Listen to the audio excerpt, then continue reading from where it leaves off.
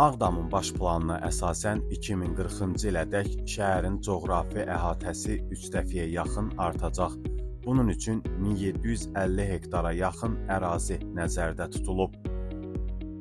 Azərbaycan Respublikası Prezidentinin xüsusi nümayəndəsi Emin Hüseynov bildirib ki, Ağdam Azərbaycanda əhalisinin sayına görə 4-cü böyük şəhərə çevriləcək, yəni 100 min əhali sayına malik olacaq. Şəhərin ərazisində bir çox müxtəlif sosial, mədəni, fiziki, iqtisadi, infrastruktur obyektləri inşa olunacaq. Ağdamda əhalinin orta sıxlığı 1 hektara təxminən 57 nəfər nəzərdə tutulub. Müqayisə üçün deyək ki, məsələn, Sumqayıt şəhərində 1 hektara 230 nəfər adam sayı düşür. Amma ikinci böyük şəhərimiz olan Gəncədə orta sıxlıq 1 hektara 61 nəfərdir. Yəni, Ağdam öz müasirliyi və urbanizasiya səviyyəsinə görə, simasına görə daha çox müasir bir şəhər təəssüratı yaradacaq. Yəni, Bakının indiki müasir görünüşü necədirsə elə. Amma belə desək, sıxlığına, konsentrasiyasına görə daha çox Gəncə təəssüratını yaradacaq.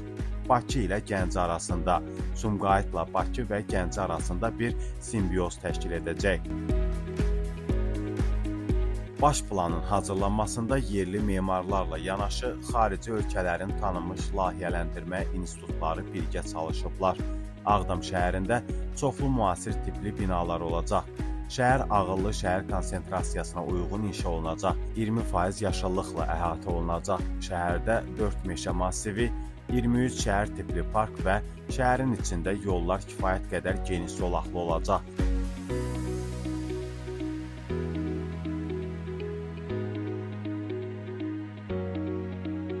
Dünyada ən geniş şəhər küçələrindən biri Lissabon şəhərinin küçələridir, eni 60 metr.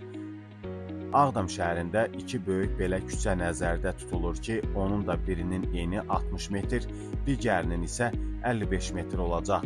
Bu o deməkdir ki, küçələr boyu həm yaşıllıq olacaq, həm də avtobus, piyada və velosiped yolları nəzərdə tutulacaq. Avtomobillərin park edilməsi üçün yerlər çoxluq təşkil edəcək. Yəni, elə bir planlaşdırma çalışdıq ki, insanlar fərdi maşınları olsa da belə o maşınlardan istifadəyə ehtiyac qalmasın. Şəhərin ekologiyasını qorumaq üçün istifadə olunan ictimai nəqliyyat daha çox təmiz yanacaq üzərində fəaliyyət göstərsin. Burada həm elektrik, həm də dizel və sıxılmış qazdan istifadə edilən nəqliyyat vasitələri olsun. Eyni zamanda şəhərdə yeni elementlərlə yanaşı mövcud elementlər də yer alacaq. Biz istəyirik ki, vaxtilə Fərhadın buradakı məşhur əzəmətli heykəlini bərpa edək. Ora tamamilə darmadağın olunub. Dram teatrını bərpa etmək istəyirik. Digər əlamətdar obyektlərdən biri məşhur çay evidir ki, onu da bərpa etmək istəyirik və necə ki, artıq orada işlər başlayıb. Sonra məşhur Ağdam bazarını bərpa etmək istəyirik deyə Emin Hüseynov bildirib.